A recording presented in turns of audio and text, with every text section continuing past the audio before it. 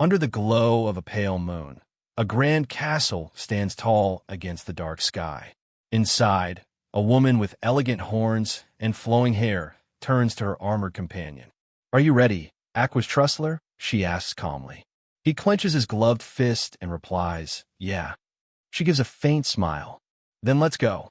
As the heavy doors creak open, Aqua's thoughts narrate the scene, the looming threat of the demon world and the impending doom of the human realm. Yet, he admits that he doesn't really care about any of that. For him, this isn't about destiny or duty. "But if it's to protect my hobbies," he mutters, "I have no choice." The scene shifts to a grand hall where an assembly of powerful creatures awaits. A beastman squints suspiciously. "Who in the world is he?" he growls. Another glances at Aqua's companion. "An masked man beside you." Before the murmurs can grow louder, armored demons kneel in reverence. "We have been waiting for you, our goddess," they proclaim. The woman stands tall beside Aqua's, unshaken. "From this day forward," she declares, "this man will be your lord." Aqua scratches his head awkwardly. "Time to be the demon king, I guess." A vibrant spread follows, showing Aqua's Trustler standing proudly in his armor, surrounded by a formidable lineup, his horned companion, fierce warriors, and monstrous allies.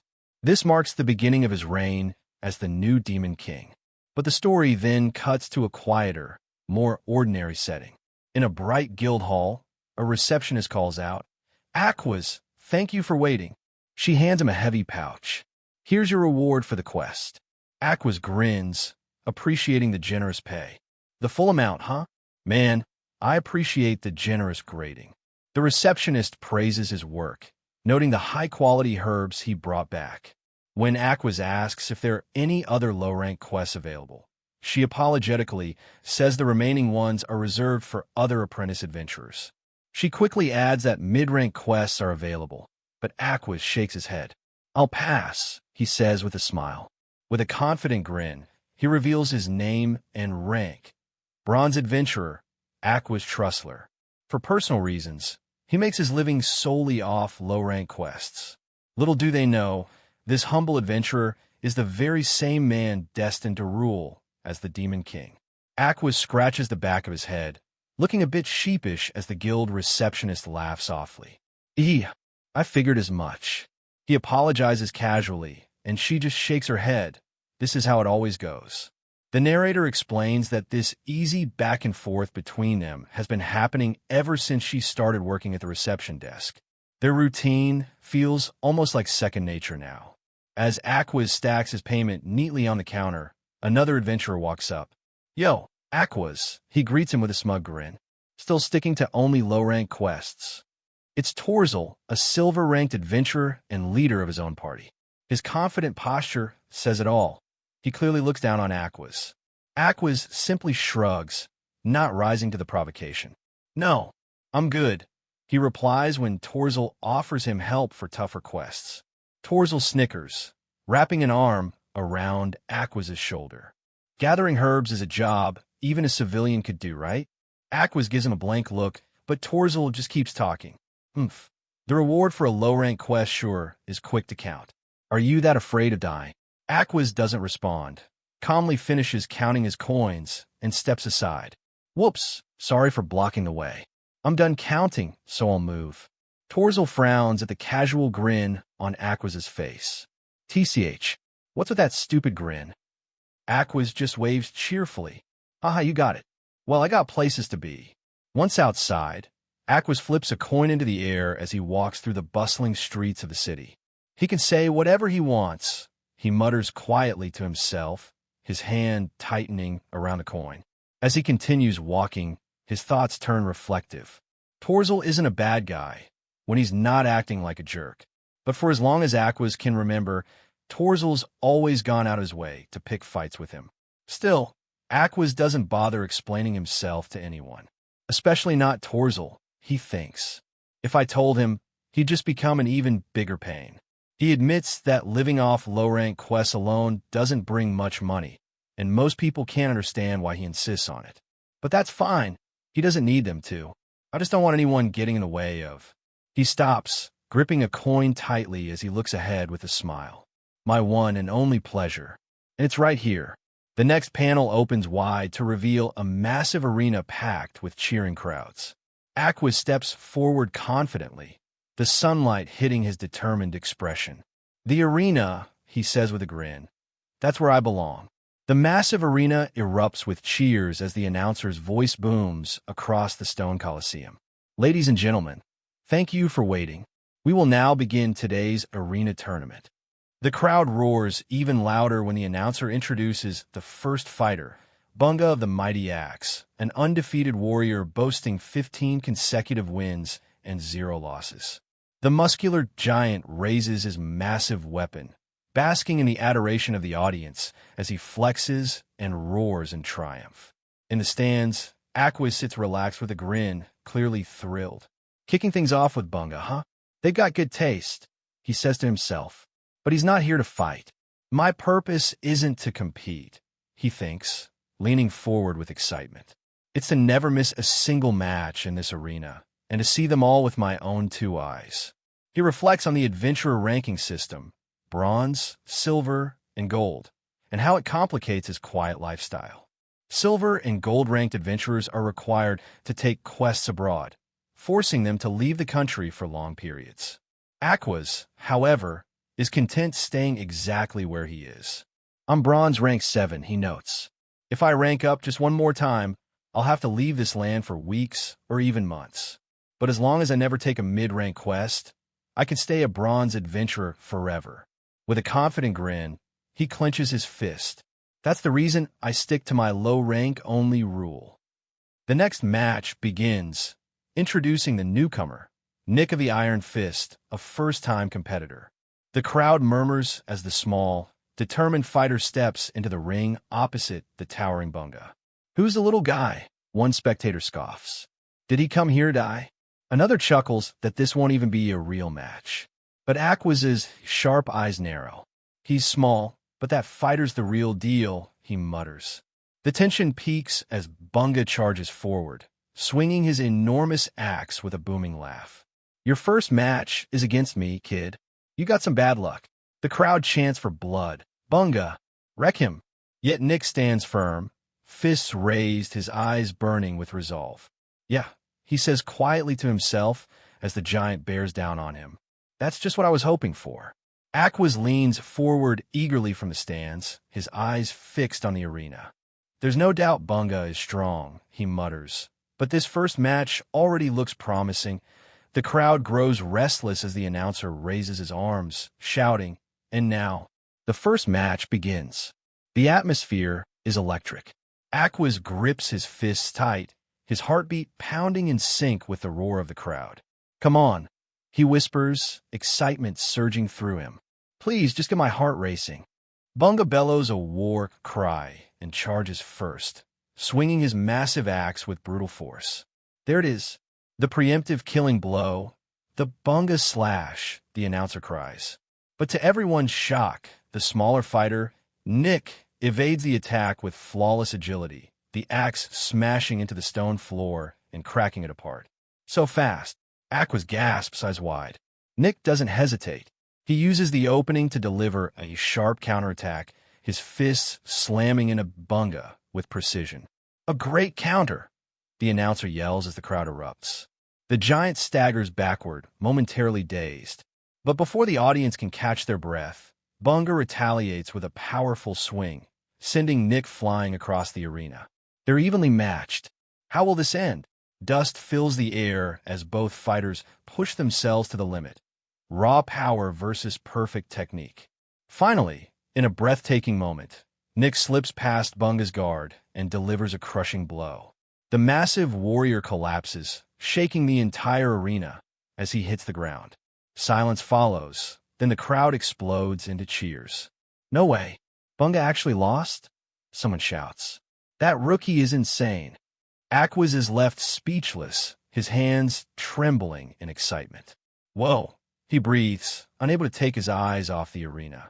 The announcer's voice rises above the roaring crowd. After a heated battle, the up-and-coming new face has handed Bunga his very first defeat. The winner is Fighter Nick. As the exhausted victor raises his arm, Aquas leaps up, nearly shouting with joy.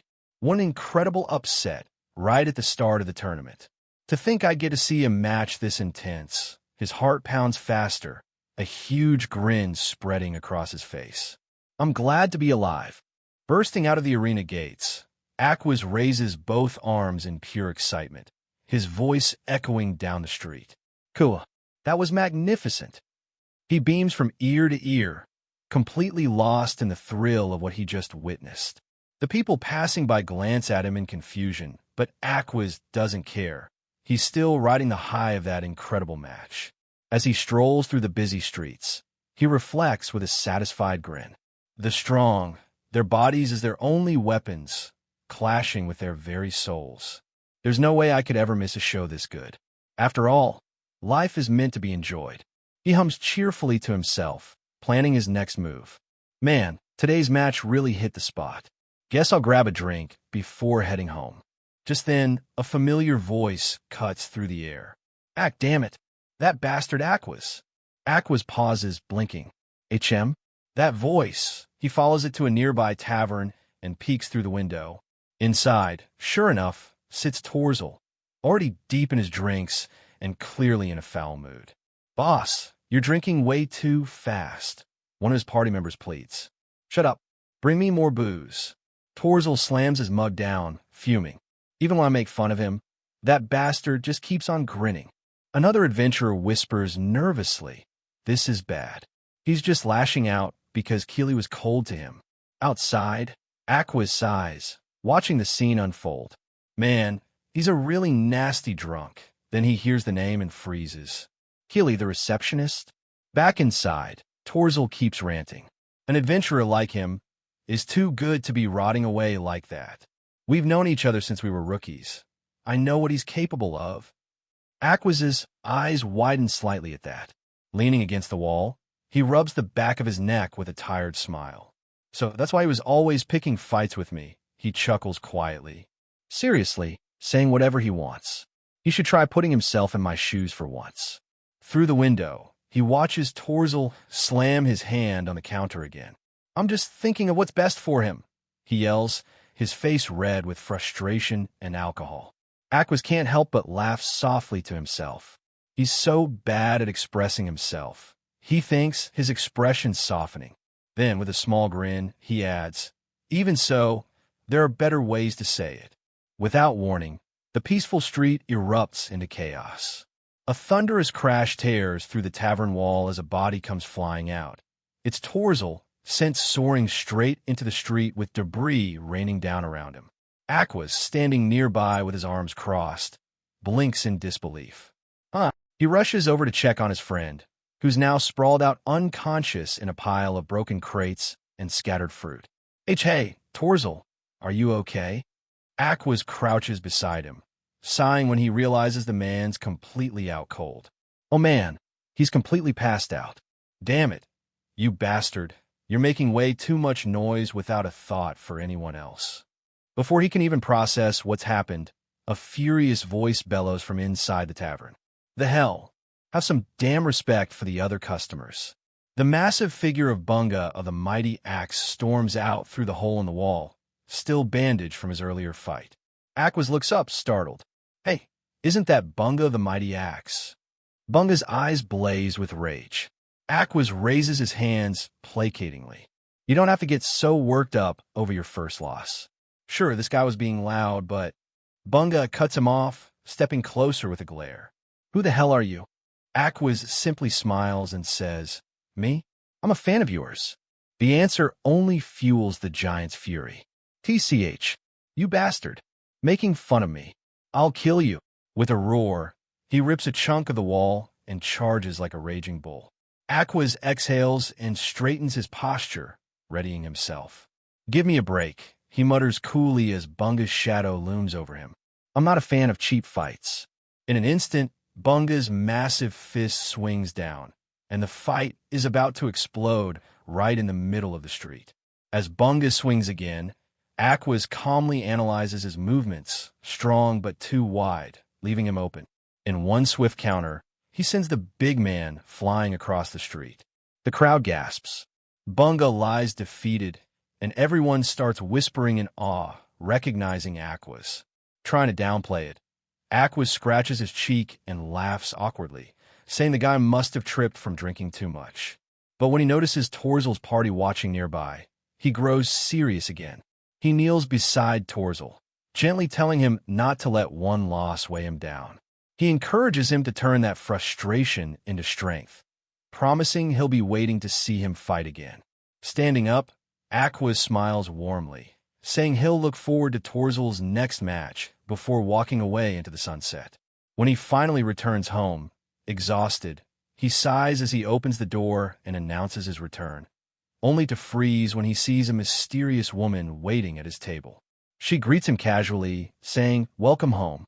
Completely stunned, Aquas stammers, asking who she is.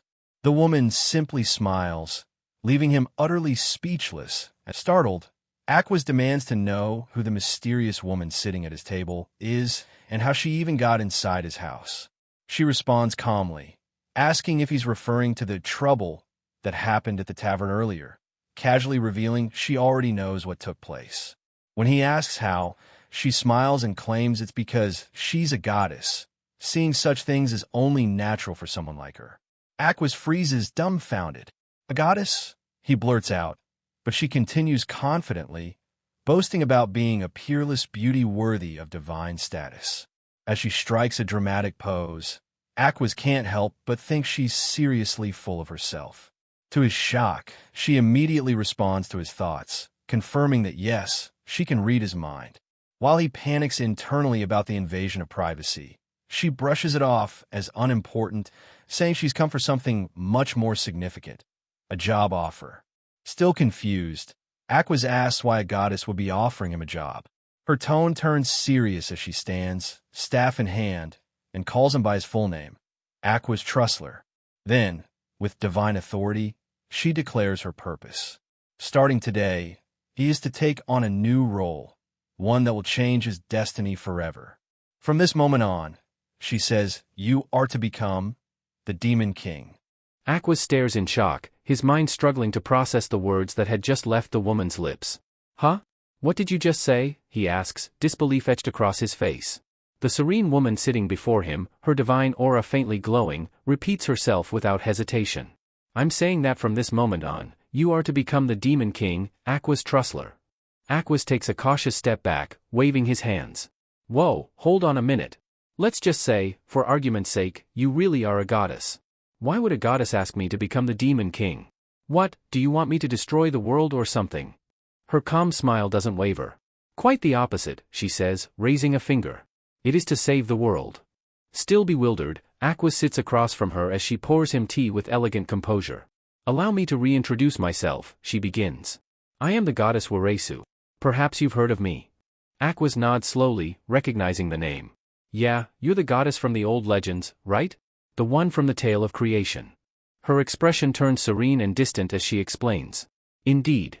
I am the goddess who created this world, the one who gave birth to humanity.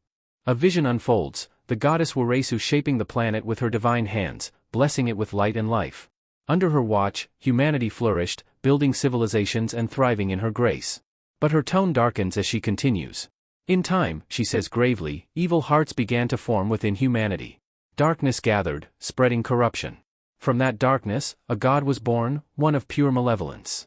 Aquas listens in silence as the image of a twisted, hollow-eyed deity emerges from the shadows. He was called Wadekwa, she says. The god of evil, the primordial darkness itself. And with that name, the air in the room grows cold. Aquas realizes that whatever this goddess wants from him, it's far greater, and far more dangerous, than he could have imagined. The goddess resumes her explanation, shifting the story from myth to truth. Humanity once prospered under her guidance, but when darkness was born within people, the world fractured. To protect the star itself, goddess Waresu created a hero to guide humanity, while the evil god Wadekwa created the demon race and their leader, the demon lord. The two sides clashed endlessly, and the world was plunged into a war that spanned generations. Countless swords remain buried in the ground, silent proof of the unending conflict. Aquas quietly repeats the tale. That's the story, right? But Waresu gently corrects him. Yes, however, that is a lie. Aquas freezes. What? Her next words shake him even more. The truth is, both Waresu and Wadekwa are me. Aquas almost falls out of his seat. Why would you tell a lie like that? Are you messing with me?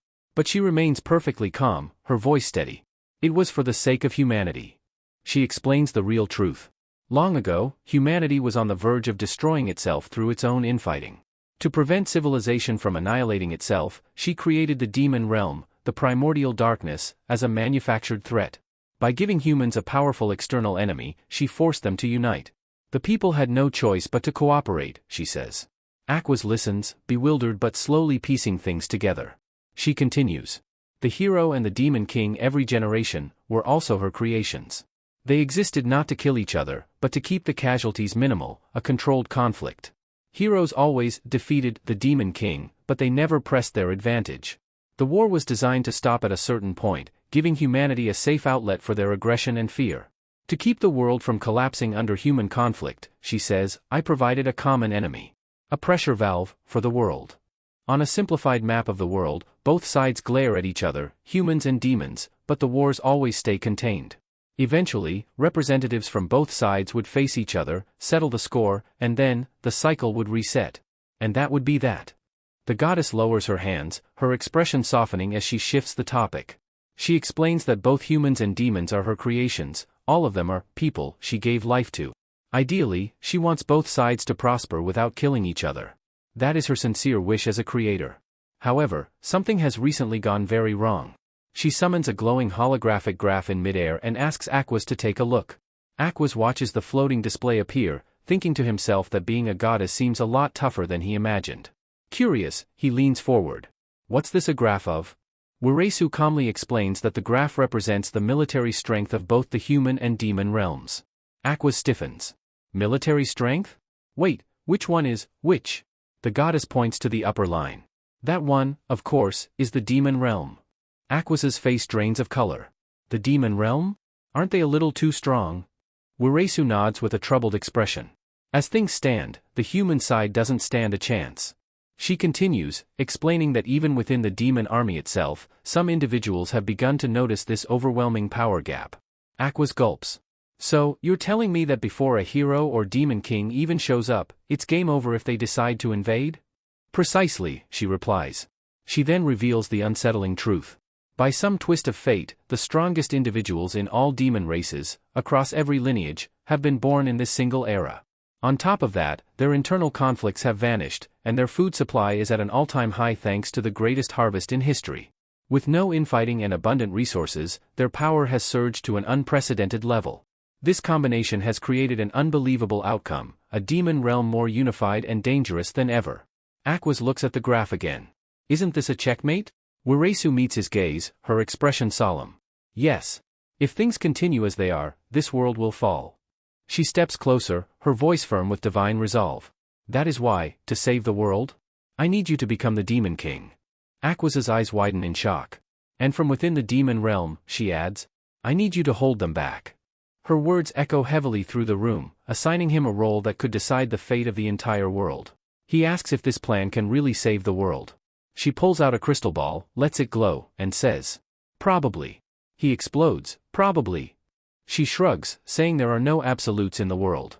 He sighs, then apologizes. He says he understands but, she cuts him off, reading his mind. He wants to prioritize watching the arena matches instead of becoming Demon King. He freezes. She's right. He argues that if he's busy playing Demon King, the world might be saved, but he won't be. She tries to calm him down, telling him not to be hasty. Seeing he's not convinced, she suddenly brings out a neatly prepared lunchbox. She explains she brought something for him, knowing he'd react this way. He points and asks if she already ate all of it. She goes silent. Then she presents something else, not food this time, a beautifully decorated document. She tells him, this is my gift to you, the privileges of the Demon King.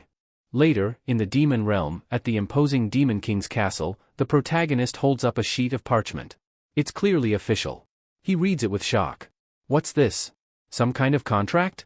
Wait, this is a contract marking the beginning of his forced career as the next Demon King. As the goddess leads him through the grand hallway of the Demon King's castle, the hero, now disguised as the Demon King, glances around nervously. He whispers to her, wondering if this flimsy disguise is actually enough to fool anyone. She reassures him confidently, telling him that as long as he acts like the Demon King, no one will question him.